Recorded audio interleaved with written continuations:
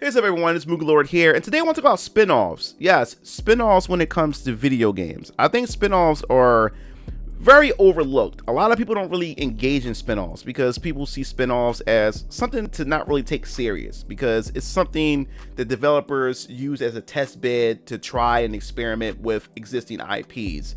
And some of them can be hit or miss in a sense. And, you know, people don't look at them and say, okay, it's not one of the familiar titles that I'm familiar with. It's about a certain character, or the gameplay is not like the game that it's spent off from.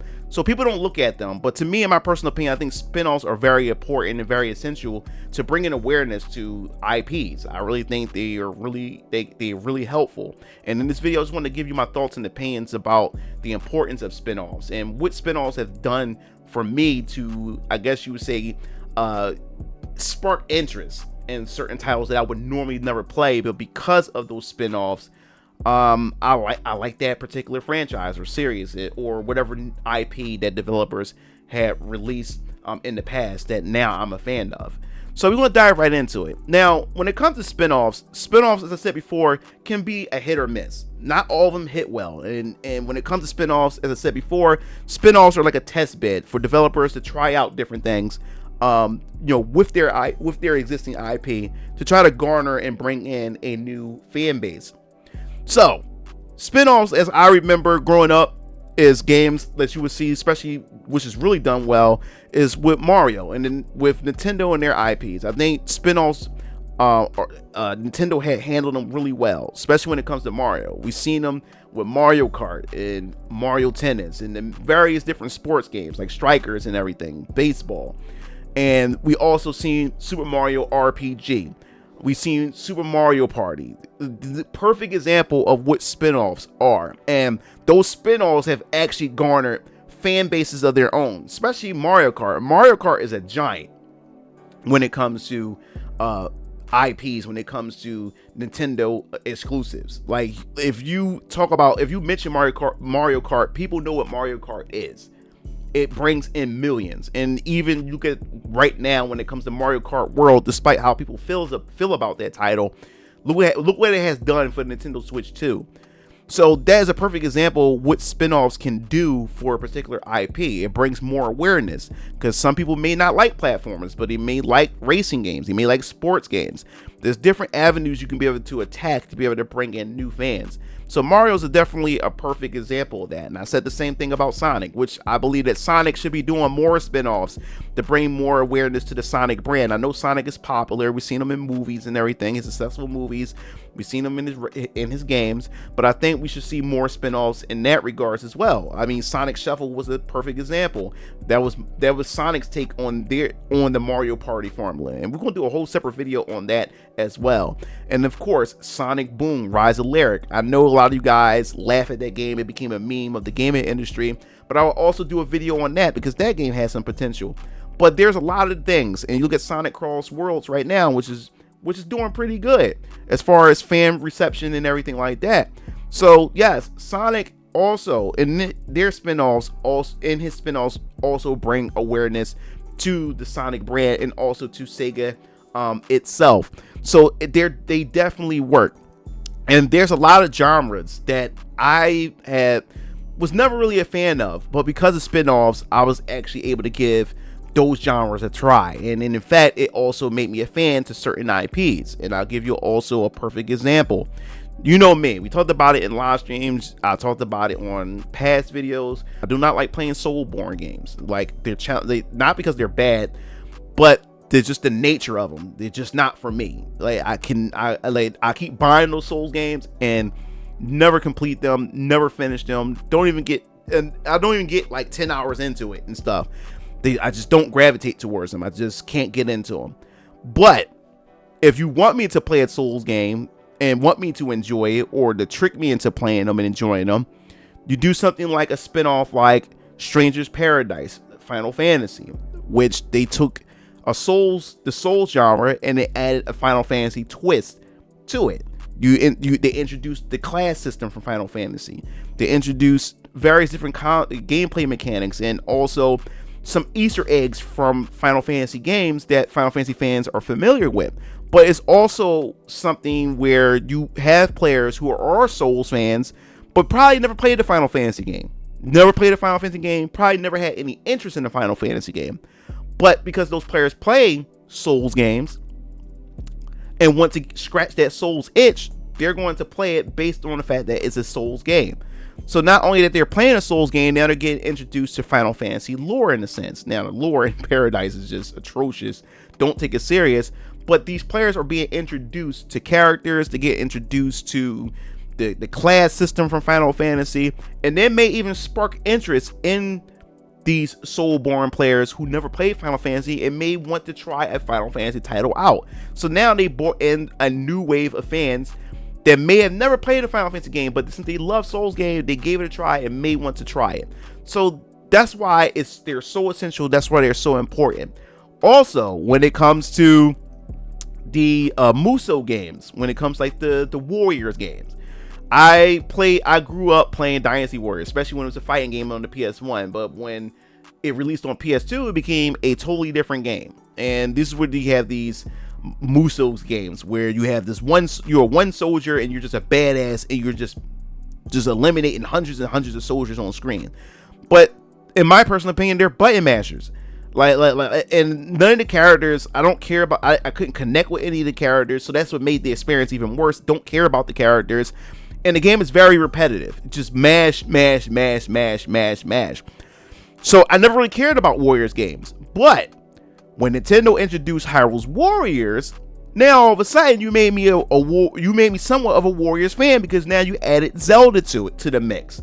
And then on top of that, Nintendo announced that Hyrule Warriors Age of Calamity is canon to Breath of the Wild universe and story that they have within the timeline. So that was even more of a reason for me to go buy the game. And now I'm playing a Warriors game, but with Zelda skin over it, but it has Zelda elements in it. And it actually has story in it to expand the Breath of the Wild lore, which made it interesting and made it a fun experience. That's one way you can get me to play a Warriors game, by doing something like that. And let's not get started when it comes to Dragon Quest. I'm more of a Final Fantasy guy. I grew up on Final Fantasy. Never really touched a Dragon Quest game. But because of the Warriors formula, because of the Warriors game, Dragon Quest Heroes have introduced me to Dragon Quest. I love the hell out of Dragon Quest Heroes 2. Enjoyed every bit of it, and in fact I did a review on it. You can definitely go check that out yourself if you have interest in it and want to know more about Dragon Quest Heroes. But Dragon Quest Heroes was one hell of an experience. It was a fun experience. Enjoyed every bit of it, and the fact that the game have introduced different heroes from the different Dragon Quest lore and games, it pretty much heightened my interest in the Dragon Quest universe. And to add on top of that, Dragon Quest Builders was another game that got me interested in Dragon Quest. And this is a spin-off Dragon Quest game. Dragon Quest Heroes is a spin-off, and Dragon Quest Builders. Now, I'm not into Minecraft. I'm not into building things in simulators. But Dragon Quest, because I played Dragon Quest Heroes, it made me dive into Dragon Quest Builders. And because I don't really play Minecraft and building type games, but for the fact is that it was Dragon Quest, it made me get into it. It taught me how to appreciate that genre even more. Building, surviving, and all that nature, the nature of that genre. I ended up respecting it. I end up enjoying it. And because I played those two games, I end up going out buying Dragon Quest 11, which is still in the plastic, Elusive Age on the definitive edition on the Nintendo Switch. I end up buying that, and I'm going to open that pretty soon so I can get a chance to actually play it. But because of that, it made me go out to buy Dragon Quest 11, and I'm looking forward to actually play it and do a review on it and give you my thoughts and opinions on it. But if it wasn't for that spin-off of those Dragon Quest games, I probably wouldn't even took interest in Dragon Quest. And last but not least, let's talk about the Yakuza series. Now, at a certain point in time, I had pretty much walked away from the beat 'em up and the brawler genre. My last beat 'em up or brawler type game was Fighting Force on the PS1. and I pretty much stepped away and haven't returned to it in a very long time until Streets of Rage 4 when that released. But Yakuza have been around for a long time. Many of you guys, even close relatives who play the Yakuza games, my boy Omega Boris, he's a big Yakuza fan and everything. He always tried to push me to play those games, but I'm not into brawlers like I used to. Action brawlers with RPG elements and stuff like that. I have walked away from those type of games. I just have no interest in them. But the moment that they decided to make Yakuza into a JRPG turn-based type of game with Yakuza Like a Dragon, and I bought it for the Xbox Series X, my God, because they made it into an RPG and then they made it into a turn-based, I was a sucker, got into it, and my God, I was introduced to some of the greatest storytelling I've ever experienced in a very, very, very long time, and got introduced to some of the most beloved characters in gaming in a very, very, very long time. And since then, I fell in love with it, and because of that, now I'm going to go revisit all of the Yakuza games. Now, a lot of you guys it suggested I should try the Kiwami games because they're like retold games of the original, to meet the better visuals and stuff like that. So I'm going to go into those now, all because they decided to change the mechanics and change the gameplay to these franchises, especially to the Yakuza game. So that shows why spin-off titles are essential. They are important because it take gamers like me who may not have any interest in a particular genre or a particular gameplay style or franchise at all. But when you create a spin-off that caters to my itch for a particular gameplay, or that franchise is that I have interest in is now playing in a gameplay style that's foreign to me, brings interest. Same thing with Monster Hunter, which is the last game I was talking to you about. I can't really get into Monster Hunter. I keep buying Monster Hunter games and just don't have any enjoyment for them. Is how it plays and things like that. But my brothers and many people I know, and like you guys, love the Monster Hunter games to death. But now you have Monster Hunter Stories 1, 2, and now 3 is about to come out. I have a Nintendo Switch 2.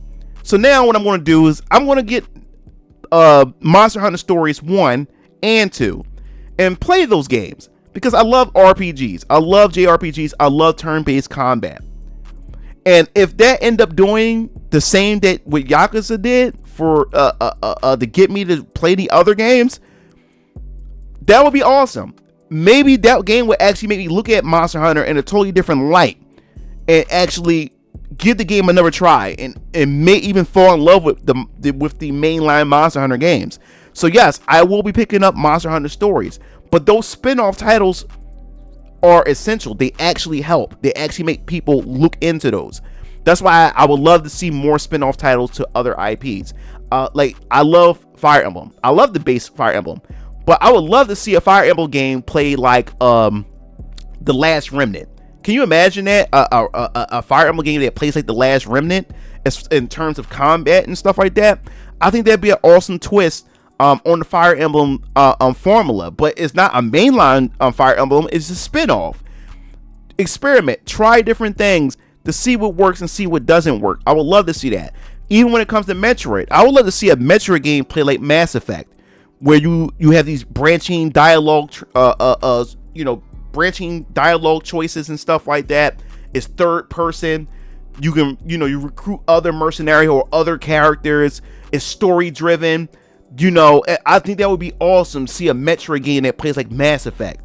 I think that would be pretty cool, but it's a spin-off. It's not a mainline. It's a spin-off. Try something different with these IPs, and I think it would bring more players in.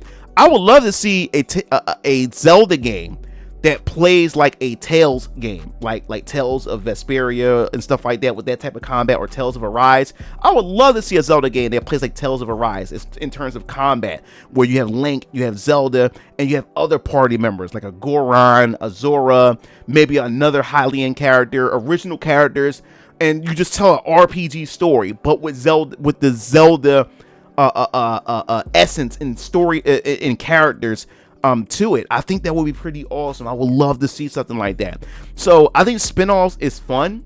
I think developers should have more fun with them, and I think if they're afraid to experiment with them, I think it, start off as a AA budget to see how fans would receive them, and then you up the budget as the game grows or as the spin-offs grow into popularity. I think that would be pretty awesome. But that's pretty much essentially it. I think that spin-offs are pretty cool. I love to see more spin-offs from different IPs and see how they go. I would love to see some tactics, more tactics games based on some of my favorite IPs. I think that would also be pretty cool too, to bring in new players and also for me to play more tactics games as well. But I'd like to hear your thoughts. What IPs would you love to see spin off into different gameplay styles and everything to maybe get you into it, especially if you've never played, wasn't into the IP simply because of the gameplay or the narrative and things like that. I definitely want to hear your thoughts in the comment section below. What are your thoughts on spin-offs? Do you like spin-offs, or do you think they're just a waste of time? So if you like the video, hit the like button, subscribe button for more gaming content here on this channel. This is MugenLord signing off. I'll see you game fiends later. Peace out.